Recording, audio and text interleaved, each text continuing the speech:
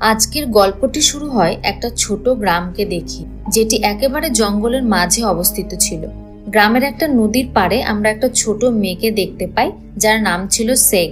মেয়েটি নিজের মনেই খেলা করছিল। ঠিক তখনই তার বাবা এসে তাকে খুব ভালোবাসার সাথে বলে, আমি নদীতে মাছ ধরতে যাচ্ছি, তুমি কিন্তু একদম জলের ধারে আসবে না। জলের ধারে আসলে একটা বড় রাক্ষস কিন্তু তোমাকে জলের মধ্যে টেনে নিয়ে চলে যাবে। বাবার কথা শুনে সেগের খুব হাসি পায়। সে হাসতে হাসতে বাবাকে বলে, রাক্ষস বলে আবার কিছু হয় নাকি? সেগের বাবা তখন একটু হেসে সেগকে জলের দিকে তাকাতে বলে। সেগ যখনই জলের দিকে তাকায়, তখনই হঠাৎ তার বাবা মাছ ধরার জালটি নিজের গায়ের সাথে জড়িয়ে তাকে ভয় দেখানোর চেষ্টা করে।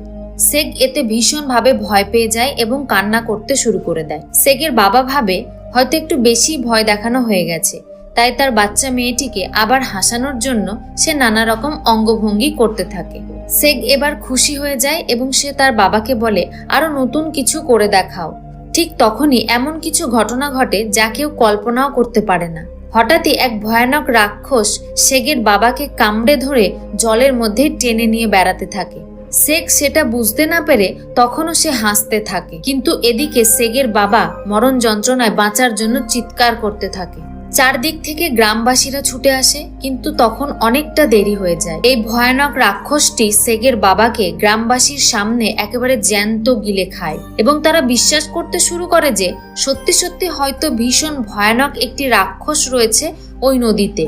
ওই রাক্ষসটিকে মারার জন্য গ্রামবাসীরা একজন দক্ষ শিকারীকে নিয়ে আসে ওই নদীর পাড়ে। সেই শিকারী বেশি কিছু চিন্তা ভাবনা না করেই একটা বিষাক্ত বোম ফেলে দেয় নদীর মাঝখানে। জলের মধ্যে ওই বিষাক্ত বোমটা ফেলতেই একটা জোরে বিস্ফোরণ হয় এবং একটা বড় মাছ মারা যায় এবং মাছটি জলের উপর ভেসে ওঠে। তখন সেই শিকারী গ্রামবাসীকে বোঝায় যে এখন তাদের আর ভয় পাওয়ার কোনো কারণ নেই। গ্রামবাসীরা খুশি হয়ে সেই শিকারীকে অনেক টাকা আর খাবার উপহার দেয়। কিন্তু ঠিক তখনই ওখানে তাং নামের একটি ছেলে আসে এবং গ্রামবাসীকে বোঝায়, আমাদের কোথাও একটা ভুল হচ্ছে, ওই রাক্ষস এখনো জীবিত আছে, ওই ভয়ানক রাক্ষসটি কোথাও না কোথাও লুকিয়ে আছে। তাং যখন গ্রামবাসীকে সত্যিটা বোঝানোর চেষ্টা করে, তখনই গ্রামবাসীর মধ্যে একজন লোক হঠাৎ রেগে গিয়ে তাকে বলে, তোমাকে তো আগে কখনো এখানে দেখিনি, আমি একজন শিকারী, আমার কাজ এই ভয়ানক রাক্ষসদের ধরা। গ্রামবাসী তাঙের কথাবার্তা শুনে সেই আগের শিকারীটির উপর প্রচন্ড রেগে যায়, কারণ গ্রামবাসী একটু একটু তখন তার কথা বিশ্বাস করতে শুরু করেছিল। এবার ওই চালাক শিকারীটি গ্রামবাসীকে তার মিথ্যার জালে ফাঁসিয়ে ফেলে এবং তাদের বোঝানোর চেষ্টা করে যে এই ছেলেটি একটা মিথ্যাবাদী, যে আমাদের ধোঁকা দেওয়ার জন্য এখানে এসেছে। গ্রামবাসী ওই চালাক শিকারীটির কথায় বিশ্বাস করে ওই তাং নামের ছেলেটিকে খুব মারধর করে এবং দড়ি দিয়ে বেঁধে নদীর জলের উপরে টাঙিয়ে দেয়। এবার ওই নকল শিকারীটি গ্রামবাসীদের বোঝায় যে ওই রাক্ষসটিকে তো সে মেরে ফেলেছে, তাই এখন তাদের আর চিন্তা করার কোনো দরকার নেই। গ্রামবাসীরা সেই নকল শিকারীর কথা বিশ্বাস করে এবং নিশ্চিন্তে নদীতে নেমে পড়ে। তখনই ওই তাং নামের ছেলেটির চোখে পড়ে দূর থেকে এক ভয়ানক রাক্ষস গ্রামবাসীর দিকে এগিয়ে আসছে। তখন তাং জোরে জোরে গ্রামবাসীকে বলতে শুরু করে, নদীর জল থেকে উঠে যাও, কিন্তু গ্রামবাসীরা তার কথায় কান দেয় না। ঠিক তার পরের মুহূর্তেই সেই রাক্ষস একজনের উপর হামলা করে দেয় এবং তাকে জ্যান্ত গিলে ফেলে। এই ভয়ানক দৃশ্য দেখে গ্রামবাসী প্রচন্ড ভয় পেয়ে যায় এবং জল থেকে তাড়াহুড়ো করে উঠে এদিক ওদিক দৌড়াতে শুরু করে। তখন ওই গ্রামবাসীদের মধ্যে একজন প্রচন্ড রেগে গিয়ে ওই নকল শিকারীটিকে বলে, তুমি আমাদের মিথ্যে কথা বলেছ। তখনই ওই ভয়ানক রাক্ষসটি তার লম্বা জিভ দিয়ে আর একজন গ্রামবাসীকে একেবারে জ্যান্ত গিলে ফেলে। গ্রামবাসীরা তখন ভয় পেয়ে গিয়ে প্রাণ বাঁচানোর জন্য এদিক ওদিক ছুটতে থাকে। এই হুড়োহুড়ির মাঝে গ্রামের প্রধান নকল শিকারীটিকে চেপে ধরে এবং খুব চিৎকার করে বলে, তুমি বলেছিলে ওই ভয়ানক রাক্ষস মারা গেছে, তুমি আমাদের সবাইকে মিথ্যে কথা বলেছ, আমাদের সব টাকা পয়সা আমাদের ফিরিয়ে দাও। সে বলে, আমি যে মনস্টারটিকে মেরেছি সেটা এটা নয়। তাদের কথাবার্তা শেষ না হতেই সেই ভয়ানক রাক্ষসটি গ্রামের প্রধানকেও তার লম্বা জিভ দিয়ে টেনে জলের মধ্যে নিয়ে চলে যায় এবং একেবারে জ্যান্ত গিলে ফেলে। এবার তাং সবাইকে চিৎকার করে বলে যে যেখানে আছো সেখানেই দাঁড়িয়ে যাও। চারপাশটা একদম নিস্তব্ধ হয়ে যায়। তখনও সেই ভয়ানক রাক্ষসটি তার পরের শিকারের জন্য জলের মধ্যে ঘোরাঘুরি করছে। তখনই সেগের মা ভীষণভাবে ভয় পেয়ে গিয়ে চিৎকার করে সেগকে ডাকতে শুরু করে। শেখ তার মায়ের আওয়াজ শুনে দৌড়াতে দৌড়াতে মায়ের দিকে আসতে থাকে। তখনই সেই ভয়ানক রাক্ষস তার লম্বা জিভ দিয়ে এক ঝটকায় শেখকে ধরে নিয়ে জলের মধ্যে যাওয়ার চেষ্টা করে। সেই দৃশ্য দেখে শেখের মা পাগলের মতো ছুটতে ছুটতে তার সেই বাচ্চা মেয়েটিকে বাঁচানোর চেষ্টা করে। এই দেখে গ্রামবাসীদের মধ্যে কিছুজন শেখের মাকে সাহায্য করার জন্য সেখানে ছুটে আসে, কিন্তু তাদের সব চেষ্টাই বৃথা হয়ে যায়। সেই ভয়ানক রাক্ষসটি ওই ছোট্ট বাচ্চা মেয়েটিকে এক ঝটকায় গিলে ফেলে। এই ঘটনা দেখার পর তাং নিজের দাঁত দিয়ে তার দড়ি দিয়ে বাঁধা হাতটি খুলে ফেলে। শেখের মা ওই রাক্ষসকে খুন করার জন্য নদীর জলে ঝাঁপ দেয়। কিছুক্ষণের মধ্যেই সেই রাক্ষস শেখের মায়ের সামনে এসে দাঁড়ায়, কিন্তু সেই ভয়ানক রাক্ষস তৎক্ষণাৎ শেখের মাকেও জ্যান্ত গিলে ফেলে। সেই ভয়ানক রাক্ষসটি তার লম্বা লেজ দিয়ে নদীর উপরে থাকা একটি কাঠের ব্রিজকে জোরে জোরে আঘাত করতে থাকে। এর ফলে অনেক মানুষ নদীর জলে পড়ে যায়। এদের মধ্যে একটা ছোট শিশুও সেই ব্রিজের উপর দিয়ে নিচের দিকে পড়তে থাকে। ঠিক তখনই ওই ভয়ানক রাক্ষসটি বাচ্চাটিকে গিলে খেতে যায়, কিন্তু তাং সেখানে পৌঁছে যায় এবং খুব সাহসের সাথে বাচ্চাটিকে বাঁচিয়ে নেয়। কিন্তু আসল বিপদ এখনো কাটেনি। সেই ভয়ানক রাক্ষসটি প্রচন্ড রেগে গিয়ে নদীর উপরে তৈরি বাকি ব্রিজগুলোকেও ভাঙতে থাকে। সেই মুহূর্তেই তাং ওই ভয়ানক রাক্ষসটির সামনে পড়ে যায় এবং রাক্ষসটি প্রচন্ড রেগে গিয়ে তাংকে খেতে যায়। তাং কোনোভাবে নিজেকে বাঁচিয়ে নিয়ে সেখান থেকে পালায়। ওই রাক্ষসটি তাংয়ের পিছু করতে গিয়ে একটা কাঠের ব্রিজে এসে আটকে যায়, আর এই সুযোগে তাং সেই বাচ্চাটিকে বাঁচিয়ে নেয় এবং তার মায়ের কোলে সুরক্ষিত পৌঁছে দেয়। এরপর তাং সেই নকল শিকারীটিকে বলে, ওই রাক্ষস থেকে বাঁচার জন্য আমার তোমার সাহায্যের প্রয়োজন আছে। তারা দুজনে ভাঙা ব্রিজের অন্য দিকটায় লাফিয়ে পড়ে যাতে ওই রাক্ষসটি ছিটকে উপরে উঠে আসে, কিন্তু রাক্ষসটির ওজন এতটাই বেশি ছিল তাদের পরিকল্পনা কাজ করে না। গ্রামবাসীদের মধ্যে কিছুজন তাদের সাহায্য করার জন্য ওই ব্রিজটার উপর ঝাঁপিয়ে পড়ে, কিন্তু এতেও তারা ওই ভয়ানক রাক্ষসটিকে 1 ইঞ্চিও নড়াতে পারে না। এবার ওই গ্রামবাসীদের মধ্যে একজন মোটা মহিলা দৌড়ে এসে ভাঙা ব্রিজের উপর উঠে পড়ে। তখনই ওই রাক্ষসটি নদীর উপরে উঠে আসে। এবার গ্রামবাসীরা যা দেখে তা দেখে তারা একেবারে চমকে ওঠে। হঠাৎই ওই দানবটি একটা মানুষে পরিণত হয়ে যায়। এটা দেখার পর গ্রামবাসীরা সেই মানুষটিকে মারার জন্য তার দিকে এগিয়ে যায়। তারপর তাং এসে তাদের বোঝায় যে এই রাক্ষসকে ধরার কৌশল সে জানে। এরপর তাং তার জিনিসপত্র একে একে বার করে এবং একটা বই বার করে যেটা তার গুরু তাকে দিয়েছিল। তাং সেই বইটিতে লেখা মন্ত্রগুলো পড়তে থাকে, আর সেটা শুনে ওই রাক্ষসটি আরো রেগে ওঠে। রাক্ষসটি যখনই তাংয়ের উপর হামলা করে সেই মুহূর্তেই সেখানে একটি মেয়ে পৌঁছে যায় যার নাম ডাল। সে হঠাৎই ওই রাক্ষসটিকে খুব জোরে জোরে মারতে শুরু করে। এরপর সেই মেয়েটি একটা জাদু কাপড় বের করে এবং ওই রাক্ষসটির উপর ফেলে দিয়ে রাক্ষসটিকে একটা ছোট্ট পুতুলে পরিণত করে দেয়। এবার সব বিপদ শেষ হয়ে যায়। ডাল তাংয়ের কাছে এসে জিজ্ঞাসা করে, তুমিও কি রাক্ষস ধরো? তখন তাং মেয়েটিকে জানায় হ্যাঁ, সেও রাক্ষস ধরার কাজ করে। তাং তার গুরুর দেওয়া বইটি সেই মেয়েটিকে দেখায় এবং বলে, ছোট থেকেই এই গুণটা আমার মধ্যে রয়েছে। তাংয়ের কথা শুনে ওই মেয়েটি একটু হাসে এবং তাংকে একটা জাদু বালা দেখায় এবং ওই জাদু বালা দিয়ে মেয়েটি কিছু জাদু গ্রামবাসীকে দেখায়। এতে গ্রামবাসী খুশি হয়ে গিয়ে মেয়েটিকে ধন্যবাদ দেয়। এরপর সে খুবই দুঃখিত হয়ে তার গুরুর কাছে যায় এবং তাকে জানায় যে সে গ্রামবাসীকে বাঁচাতে পারেনি। তাংয়ের গুরু একটু হাসি মুখে তাকে বলে, আজকে যে ভয়ানক রাক্ষসের সাথে তুমি সামনাসামনি হয়েছিলে সে একসময় খুবই সৎ একটি মানুষ ছিল।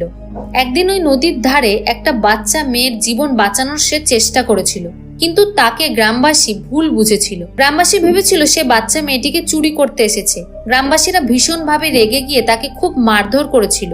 তারপর থেকে মানুষের প্রতি তার ভীষণ রাগ এবং বদলার আগুন তাকে ধীরে ধীরে ওই ভয়ানক রাক্ষসে পরিণত করে দিয়েছিল। আজ সে গ্রামবাসীর উপর বদলা নেওয়ার জন্যই ওই নদীতে এসেছিল।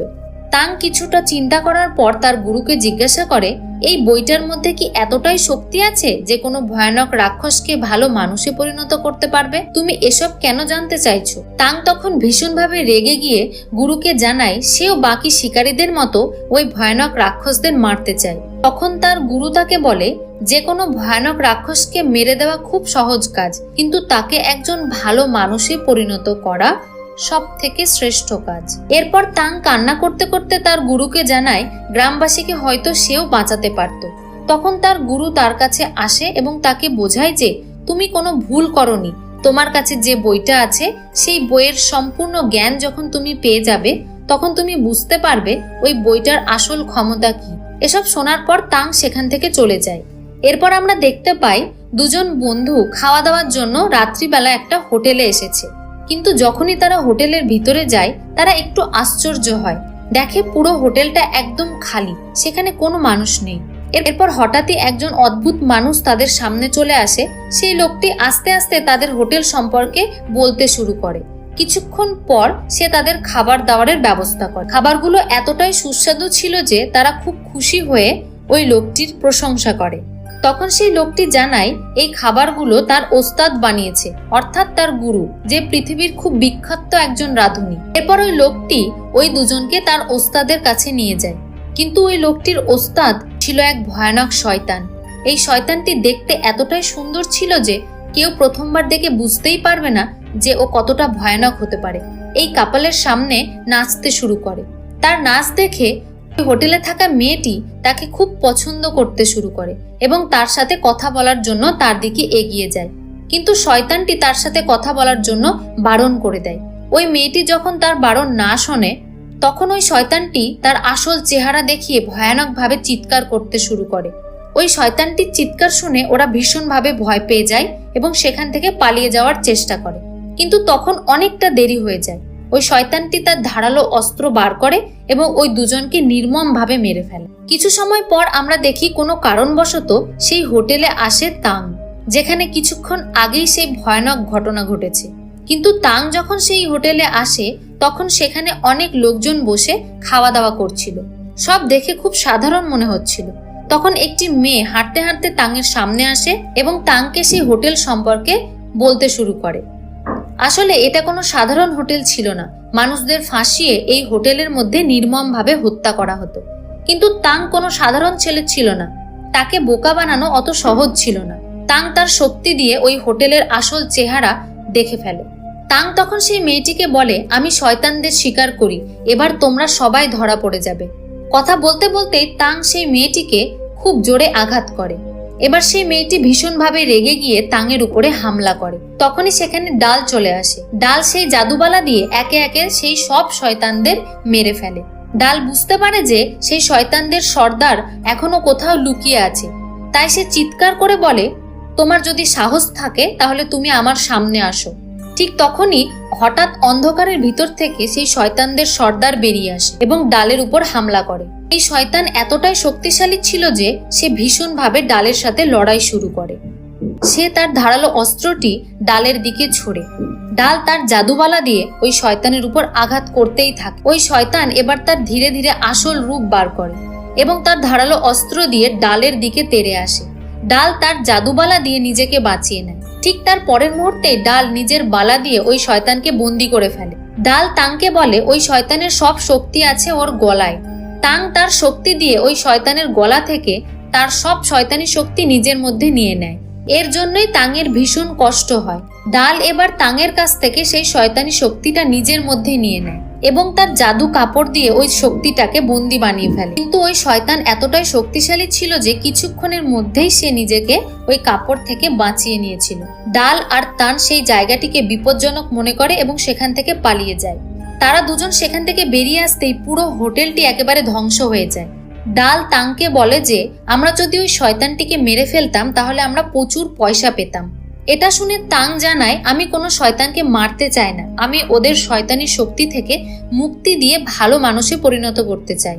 এটা শোনার পর ডাল জানায়, তুমি যদি এমন করো তাহলে তুমিই মারা যাবে। এরপর তাং ডালকে ধন্যবাদ জানায় কারণ সে আজকে তার প্রাণ বাঁচিয়েছে। ঠিক তার পরের দিন তাং তার গুরুর কাছে যায় এবং সেই শয়তান সম্পর্কে জিজ্ঞাসা করে।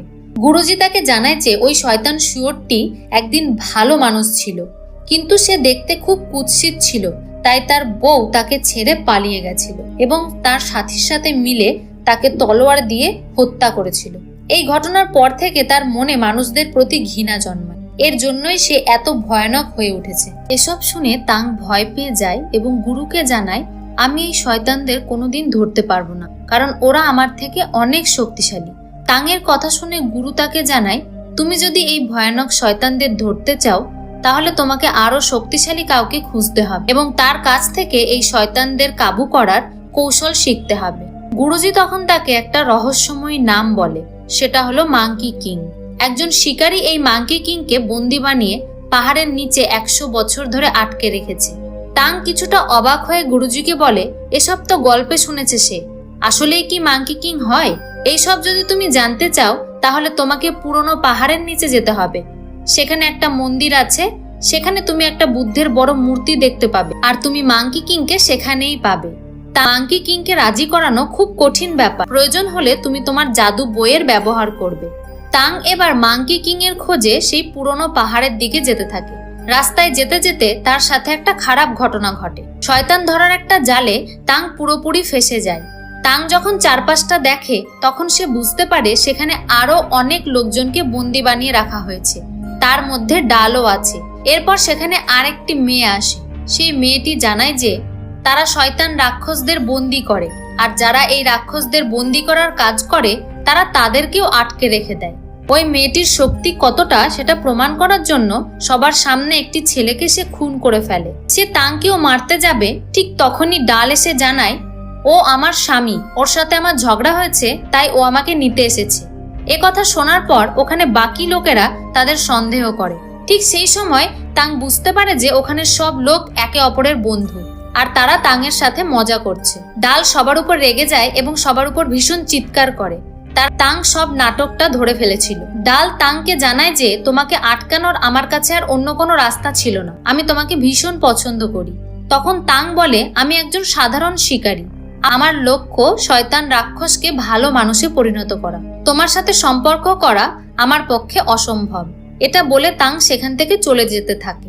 তখনই ডালের বাকি বন্ধুরা তাকে ধরে একটা লোহার কারাগারে বন্দি করে দেয়। ডাল খুব দুঃখ পেয়ে তার বন্ধুদের বলে, আমি বুঝতে পারছি না কেন তাং আমাকে পছন্দ করে না। তখন তাং সেখান থেকে পালানোর চেষ্টা করে। ঠিক তখনই ডাল চিৎকার করে সবাইকে চুপ থাকতে বলে, কারণ তার মনে হচ্ছে তার পাতা ফাঁদে একটা ভয়ানক রাক্ষস ফেসেছে। ওই রাক্ষসটিকে বন্দি বানানোর জন্য সবাই তাদের শক্তি দিয়ে চেষ্টা করে, কিন্তু ওই রাক্ষস এতটাই শক্তিশালী যে ডালের পাতা ফাঁদ এক ঝটকায় একেবারে ধ্বংস করে দেয় এবং তার সাথীরা সব ছিটকে পড়ে চারপাশে। তখনই ডালের নজর পড়ে ওটা কোনো সাধারণ রাক্ষস নয়, ওটা ছিল সেই ভয়ানক শুয়োরটি। সেই ভয়ানক দানবটি ভীষণভাবে রেগেছিল এবং সে তাদের উপর হামলা করার জন্য ছুটে আসে। ঠিক সেই মুহূর্তে ডাল দেখে ওই ভয়ানক রাক্ষসটি তার গাড়ির সামনে এসে দাঁড়িয়ে আছে। তখন ডাল একটি সিদ্ধান্ত নেয়, সে তাংকে ধাক্কা মেরে গাড়ি থেকে ফেলে দেয় এবং সেই দানবটিকে মারার জন্য সে তার গাড়ি দিয়ে তাকে খুব জোরে ধাক্কা দেয়। কিন্তু ওই দানব এতটাই শক্তিশালী ছিল যে তার সাথে ধাক্কা লেগে ডালের গাড়িটা ধ্বংস হয়ে যায়। তাং দৌড়ে ডালের কাছে আসে এবং তার মনে হয় ডাল মারা গেছে। তখন সে দুঃখের সাথে কান্না করতে করতে ডালকে বলে, তুমি আমাকে ছেড়ে যেতে পারো না। তখনই ডাল হাসতে লাগে, কারণ সে বুঝতে পারে তাংও তাকে পছন্দ করে। কিন্তু তাদের এই খুশি বেশিক্ষণ থাকে না। হঠাৎই সেখানে সেই দানবটি আবার চলে আসে। সেই দানবটি যখন তাদের দিকে আগাতে থাকে তখনই সেখানে এক যোদ্ধা আসে, যার নাম টাইগার সামুরাই। এবার ওই দানবের সাথে ওই যোদ্ধার লড়াই শুরু হয়। কিন্তু অবাক করা ব্যাপার যে ওই যোদ্ধা খুব সহজেই ওই দানবটিকে হারিয়ে দেয় এবং ওই দানবটি সেখান থেকে পালিয়ে যায়। ওই যোদ্ধা যখনই দানবের পিছু নেয় সেখানে আর একজন শিকারী চলে আসে এবং ওই যোদ্ধার উপর হামলা করে। এই নতুন শিকারীটির সব শক্তি ছিল তার পায়ে, সে তার পা দিয়ে সবাইকে যুদ্ধে হারিয়ে দিত। এবার ওই যোদ্ধার সাথে ওই নতুন শিকারীটির লড়াই শুরু হয়ে গেল। ঠিক তখনই ওখানে একটা তলোয়ারবাজ আসে, দুনিয়ার সব থেকে বিখ্যাত তলোয়ারবাজ প্রিন্স। এখন ওই 3 শিকারীর একটাই উদ্দেশ্য ওই দানবীয় রাক্ষসটিকে বন্দি করা। কিন্তু সমস্যা একটাই, ওরা 3 জনে মিলে এই কাজটা করতে চায় না। ওরা একা ওই দানবটিকে ধরতে চায় আর পৃথিবীর শ্রেষ্ঠ শিকারী হতে চায়।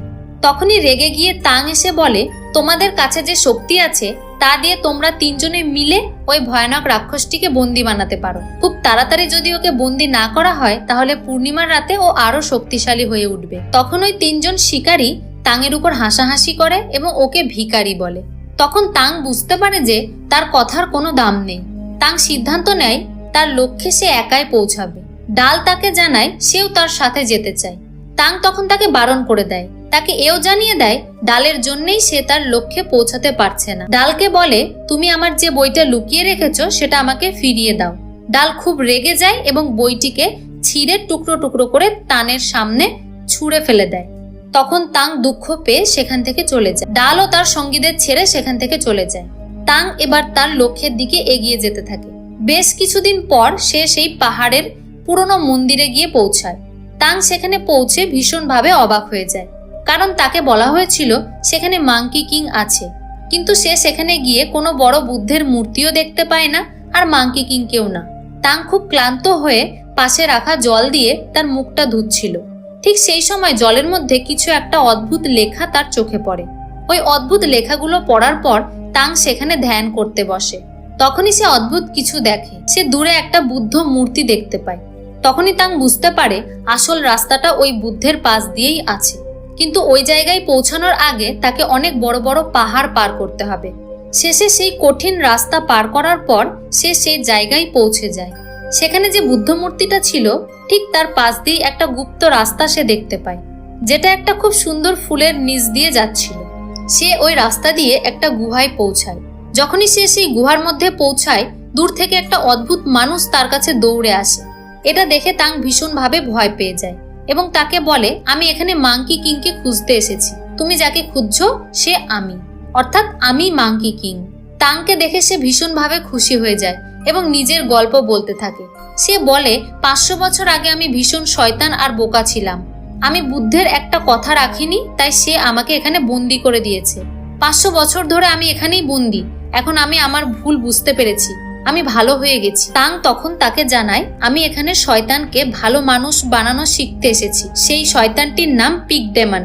তখন সেই মাঙ্কি কিং তাকে বলে, ওই দানবীয় রাক্ষসের মনে ভালো চিন্তা আনা আর ওকে কাবু করার একটাই উপায় আছে। সে একটা বুদ্ধের মূর্তি দেখিয়ে বলে, ওটা দিয়ে তুমি ওই দানবের মনে ভালো চিন্তা জাগাতে পারবে। তখন তাং বুঝতে পারে এই লোকটি মাঙ্কি কিংকে বন্দি বানিয়ে রেখেছে। তাং তখন এই কাজটি করতে রাজি হয় না।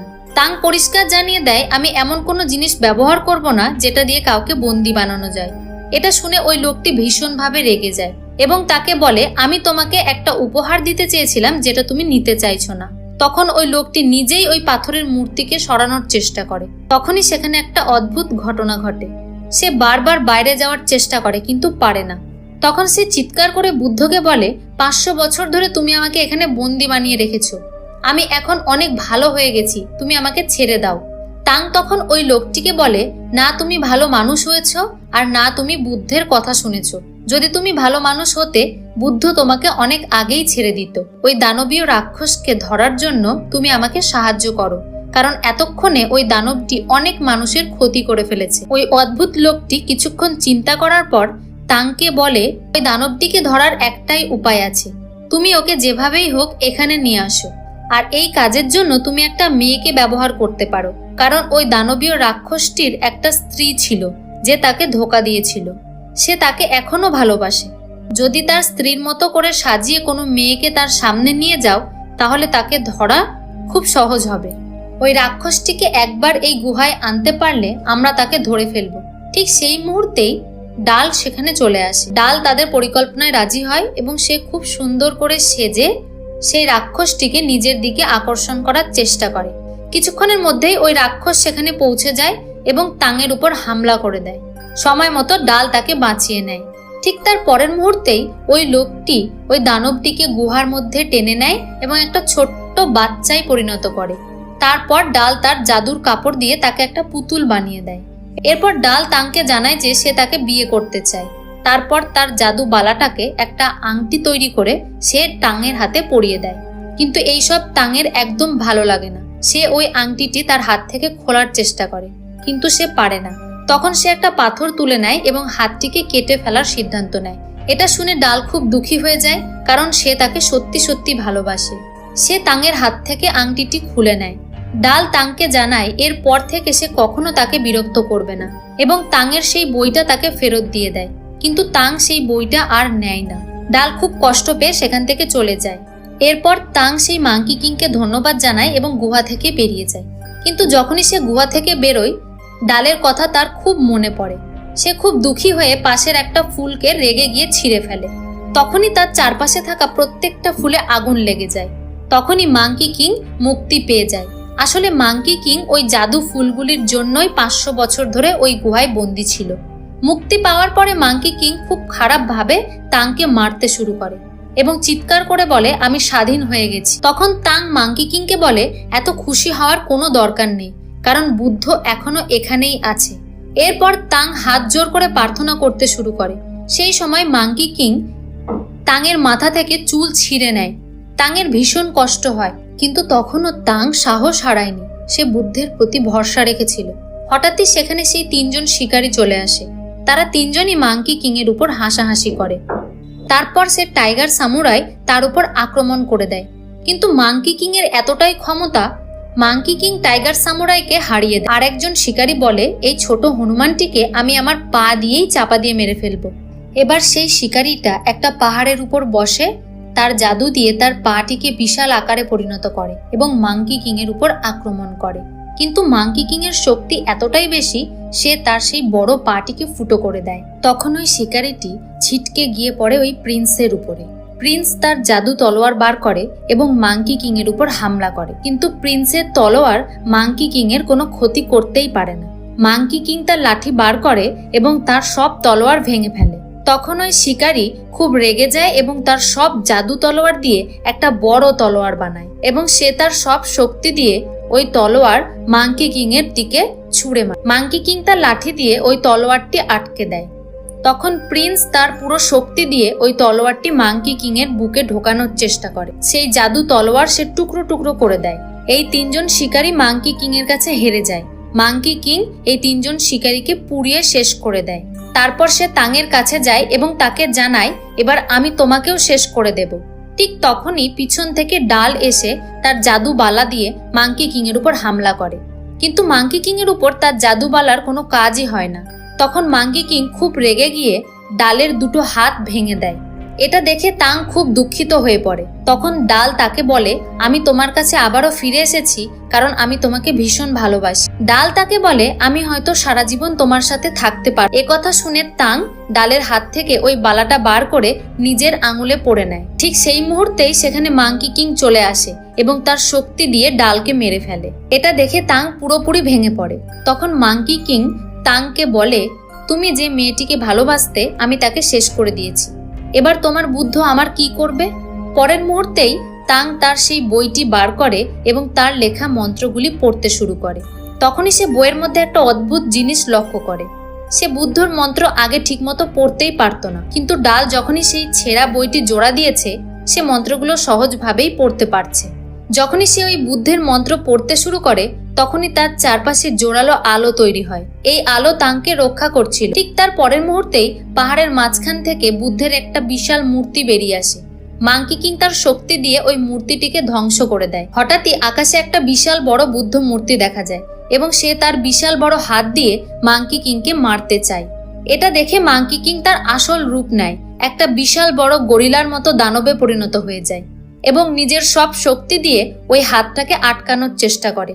সে শত চেষ্টা করার পরও ওই বুদ্ধের বিশাল হাতের নিচে চাপা পড়ে যায় এবং তার পরের ছবিতেই আমরা দেখতে পাই সে একজন ভালো মানুষে পরিণত হয়ে গেছে এবং একটা শান্ত পরিবেশের মধ্যে দাঁড়িয়ে আছে। তাং সেই মাঙ্কি কিং এর কাছে আসে এবং তার হাত থেকে জাদুবালাটা খুলে মাঙ্কি কিং এর জন্য একটা মুকুট তৈরি করে দেয়।